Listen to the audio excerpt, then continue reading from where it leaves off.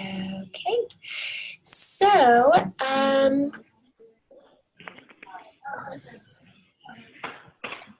great. So basically the purpose of this is just to kind of introduce you to eSnaps and show you how to enter in your project application.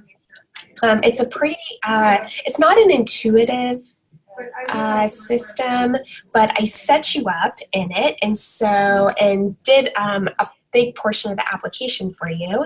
And so all you have to do once you go into the system is enter in details about your project that you've already written about when you applied for these funds. And so I can walk you through it. Let's see here. I did create a login and password for both yourself and Roberto. And so after this is over, I will send you your login and password so you can enter in your application. Okay. So I'm going to log in as you. And here's your name. And your password is just YHDP, capital letters, 2016. You can always change your password. Okay. You said YHDP? Yeah, YHDP, all caps, 2016 is your password. Okay.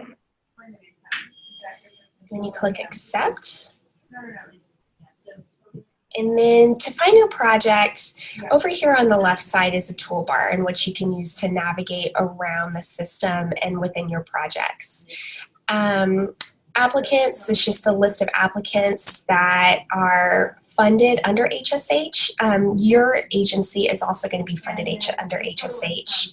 Funding opportunity registrations, these are just the different type of applications that are in eSnaps. The projects, this is a list of all of the projects that are under HSH. There's quite a few that are listed because some of them are outdated. And then to find your project application, all you have to do is to go to this submissions button right here and click on that. 1AA is maintained increase, so that's and so it already, because I was in your application earlier, it already populates where it says applicant project name. It says LGBT Center Host Home Program. It might not say that when you come to this page. It might just say all projects. And if it says all projects, this is what it's going to look like. It's going to be this huge list of all of the projects that exist in eSnaps, and you're going to see this and be like, what? But to find your project, all you have to do is click on this, the applicant project name, and scroll down until you find your project. And there it is right there. And then you click filter, and that's how you find it on the submissions page. And then you see up on the top left, it says applicant, city and county in San Francisco. That is the applicant on your behalf to HUD, and you are a subrecipient. So that's why it says applicant, city and county in San Francisco. Okay. To open up your application, you just click on the orange folder right here on the left next to your project name.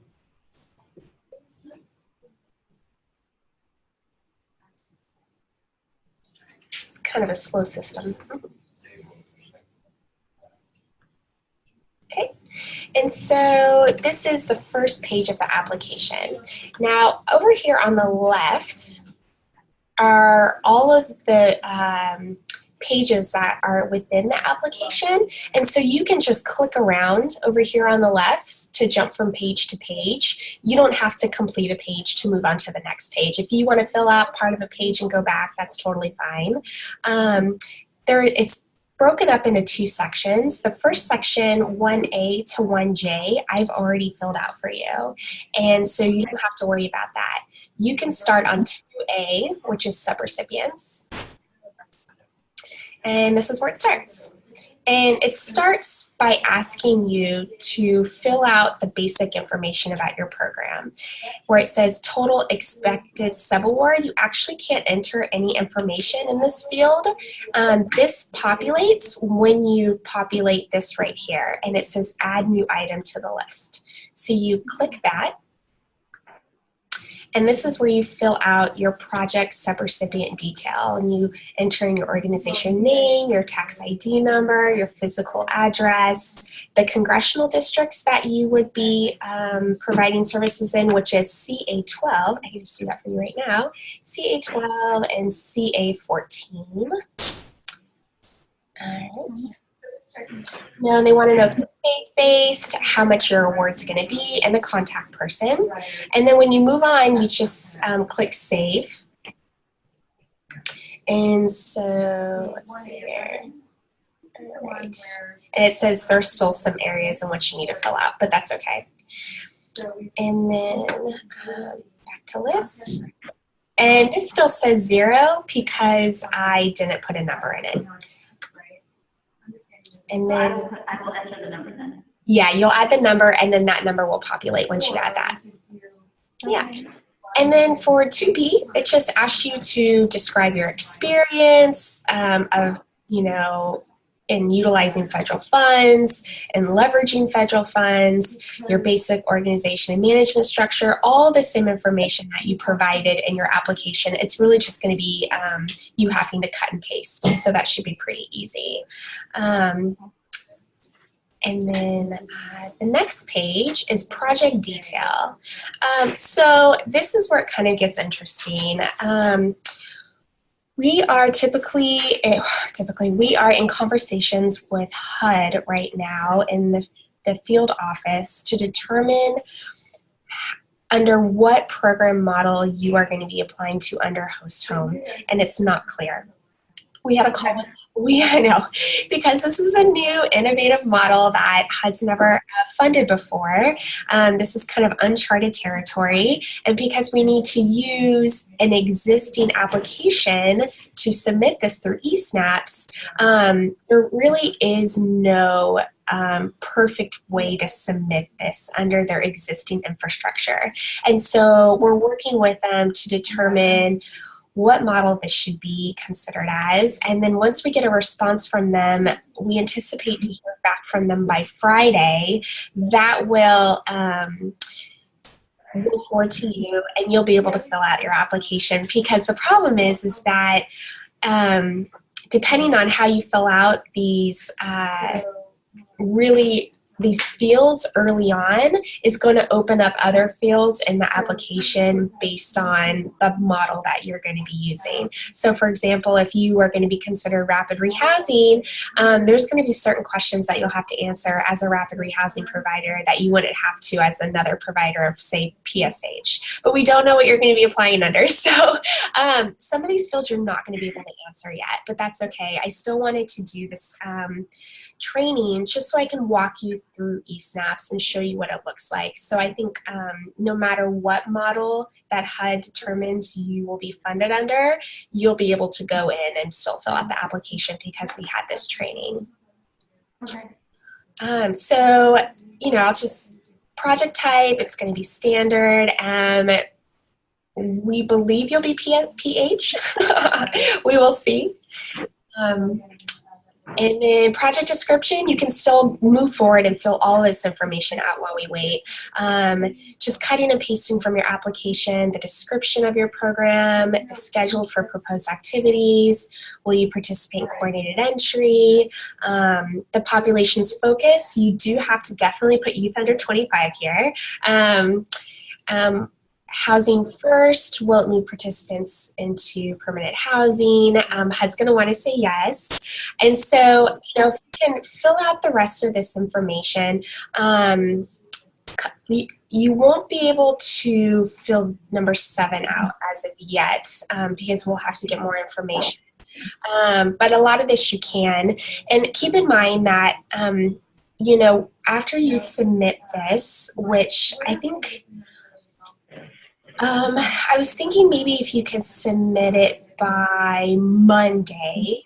After you submit it, we're going to look at it. So don't worry about, you know, did I click the wrong box? I'm not sure if I did this correctly, because we're going to have a couple layers of review of your application and make sure it all looks absolutely perfect and what HUD's looking for before we send it. So, you know, don't worry about that. And then if you have any questions, feel free to contact me and I'll send you this link to this recording.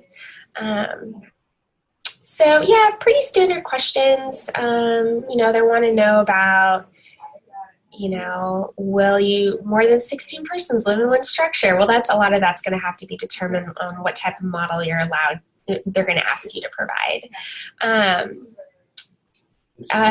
Will the project use an existing homeless facility or incorporate activities provided by an existing project?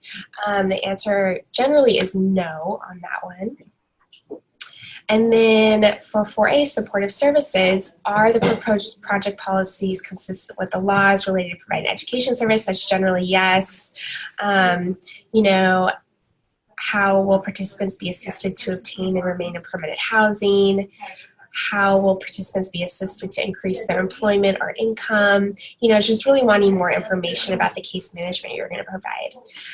And then for this, number 4, for all supportive services available, indicate who will provide them. There is a drop-down menu here, and generally the applicant is yourself. A subrecipient is someone who is actually an MOU, that you have an MOU with, that you included in your application to HUD. So unless it's like, you know, if they're built into your budget as a subrecipient to provide these services, I would not click that. A partner is, you know, an organization that provides services to participants in this program that you don't have to list in your budget. It could be, you know, if you work with a church to get food, or if you work with another nonprofit that provides counseling services, those would all be considered to be partners. And then a non-partner is generally, it's when you have someone in your program that has a need, say for if they have a drug addiction. You don't have a partnership with a substance abuse program, but you can refer them out to a program that provides those services, but they're not necessarily a partner. You just provide them with the number and information. That would be considered to be a non-partner. Like a referral is non-partner? Yeah, just a referral. That definitely would be considered to be a non-partner, unless, you know, actually, you know, you work closely with them to provide services to your participants. A frequency, here's the list of all the frequency. Just a heads up on this, you know, a lot of them, definitely be honest with them. Case management, they are looking for more intensive case management because we're serving youth. So I would say for case management, I would do no less than weekly. Yeah. Okay. And then, you know, please identify whether the project will include the following: transportation, use of a single application form for 4 or more mainstream programs, regular follow-up with participants to ensure mainstream benefits are received. These are all just yes and no's. Pretty straightforward. So this is housing type and location, and I believe that, and this is where, because you're not providing a leasing or rental assistance program, you shouldn't have to fill this out, but we haven't gotten guidance from HUD under what model you're going to be applying for these funds under. So you may have to fill this section out. If you do, I'm not sure how that's going to look, but I'll find out before I let you know. But this tends to be the most complicated portion of the eSNATS application, so I'm hoping we can get around it. But what it looks like is similar to that 2A page where you can't fill in these fields on total units and total beds. You have to populate those fields by clicking this plus sign on the left. And this is where they want to know, you know, how are the youth going to be housed? How many units? How many beds? Where is it going to be located? So really specific information about where the youth are going to be served. And then once you fill that in, you got to get into kind of a deeper, another level to talk about the folks that you intend to serve. And these are all estimates because you really don't know, but you can give an estimation based on who your targeted subpopulation is and who are the general demographics of the people that you normally serve. And so you'd have to identify households, who's going to be in those households. And when projecting the number of people that you're going to serve, I would say the more conservative you are, the better. I think we agreed on 15. Is that correct? I think it was a range, 10 to 15. 10 to 15. Yeah, so really, I would say be more conservative with this, because this is going to be if you have to fill this section out, this is going to be the number that you're going to be contracted to serve with HUD. And so when you're doing your APRs and when you're doing your reporting out, they're going to use that 12 number, and they're going to ask, did these people serve the number of individuals that they said they would? And so this is what that is. And then you go down another hole, and they want you to break, of course, yeah. And they want you to break out the households and the individuals you're served based on kind of the subpopulations they fall into. These 3 columns on the left here are mutually exclusive from the rest of the columns on the right. Because you're not going to be serving chronically homeless veterans, the first 2 columns would be 0. There may be some LGBT youth, though, that are veterans. They're just not chronically homeless. So you can, put those numbers in that 3rd column. And then for the rest of the columns, they don't have to equal the number that you put in these columns. The total does not have to equal the number of youth you're going to serve. So for instance, if you serve 12 youth, some of those youth might have multiple issues. So you might serve a youth who's mentally ill and has a developmental disability. Well, you can put down both of those for that one person. So the total of this can equal more than your population. But the total in the first 3 columns cannot be more than your population. Sorry. And I'm just estimating right now? Huh? Am I just estimating right now? Or am I You're just estimating. Yep, this is all estimating. Mm-hmm. Okay. That's the hardest part. Everything else is easy. The next is outreach. They just want to know where these youth are coming from. And so it's important that the total down here, the total above percentages, it has to be 100%. And so, we generally don't do safe havens. Likely it's not going to be domestic violence, but there may be some. Generally they're going to come from the street and from emergency shelters. And HUD's not really going to hold you to these numbers, so you can be broad in your estimations of it. They're not going to track down where these youth came from and did it match up to your eSNAPS application. So don't worry too much about that. And then they're going to want to know your outreach plan.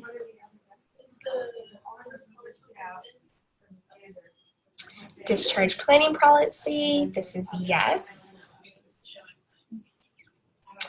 And this is where we get into your funding request. And so how are you doing on the budget? Well, we just got your responses yesterday, and today we've been very busy, so we're going to meet tomorrow to go over. Okay. So we should be ready to enter the application in the time frame. Sure. Okay. We're going to send it to you first. Sorry, we're going to send it to you first. Okay. Yeah. I can take a quick look at it to make sure it looks good before you upload it. They'll want to know for this page, will it be feasible for the project to be under grant agreement? Yes. That's a requirement. They'll want to know where these funds are coming from. I would hold off on this just till we get more information, whether this is going to be a permanent housing project or not. This is where you put information about your indirect cost rate. We are doing a 2-year grant term, and then this is where you select under what, these are the major categories that you would serve youth. Okay, and supportive service budget. This is pretty straightforward. I was already playing with it a little bit here. I put 400 here under assessment and moving services, and because it's a 2-year budget, you see that it calculates it, it doubles it, so it should say 800. And when it's asking here for quantity and description, generally, you know, you might just, for like assistance with moving costs is easier, you would put 2 youth at 250, or, you know, 250 a year. Or 250 a move, and so that's what it'd be like 500. And then I'd also add what it's for. So you know, moving truck, and it would look something like that. So really basic. Case manager might be 1 case manager at 1 FTE, you know, 62,000 a year. That's generally what that would look like. So. Yeah. Okay, got it. Cool. And then the sources of match. The match that you're going to be submitting, it's only going to be for 1 year. So you don't have to submit a match letter that covers the budget for 2 years. And it says down here what your match is going to be. It's only $450 because I was playing with the numbers, but it'll tell you how much provide. And again, this, you can't enter the information into these fields. You have to go down here to the plus sign and open that up, and then it'll ask you to provide detail about the match and the source and where it comes from. And that's it for the match. And then your total budget comes up, and so you can get a summary of it, so you can look at it and see that it matches like the budget that you developed. It'll populate it with the cash match, and then the total budget is down here. And then for attachments, we're just asking that you attach your 501c3 information as well as a copy of the match letter, because although HSH isn't submitting it to HUD, but it is a requirement that they have it on file for you for when they get audited by HUD. So they will need a copy of that. Okay. And then you just certify it. Should I wait for you to review it before certifying? Yes, definitely do not submit it, but you can go all the way to the submission summary at the very end, and it tells you what sections still need information before it can be completed. So all of the X's is where we skipped over and didn't enter in the information. Once it's complete, we just need you to export it to PDF. Don't submit it. We'll submit it on your behalf after everything looks good. So if you could just export it and send it to me, we'll take a look at it. Okay. Mm-hmm. Yeah. And then over here, it's, yeah, if you start, it's right here at 2A is where you want to begin. Do you have any questions? I know it's really kind of, it's not until you get into it when you'll probably start having questions. But like I said, I'll send you this recording and I'm here if you want to send me a message if you have any questions. Perfect. So you said that you're submitting the login, you're creating a login for myself and for Roberto. And you'll be sending the login that you gave me the password. Yep. I'll send that to you, and then I'll send a copy of this recording. I'll also send to you a link to the, or a copy of the instructional guide. And the instructional guide's really great because it essentially walks you through eSnaps and says, hey, this is 6A, number 1. This is what this means. This is probably the answer you want to put. And so it's like very straightforward and very easy to do. The most difficult part is, you know, locating your project, making sure you're working on the right application. But I've got all that set up for you. Once you locate your project, it's pretty easy.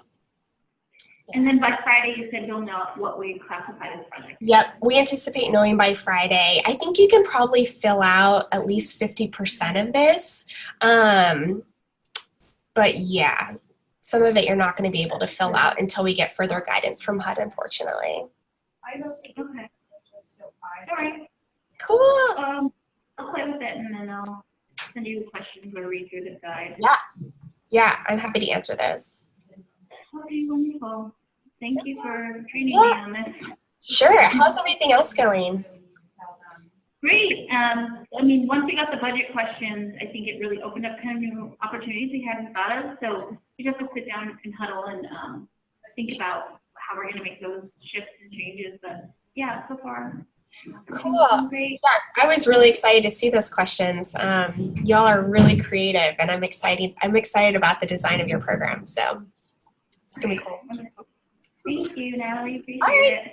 Cool. Thanks a lot. And I'll be in touch soon. Okay. Talk to you later. Okay. Bye.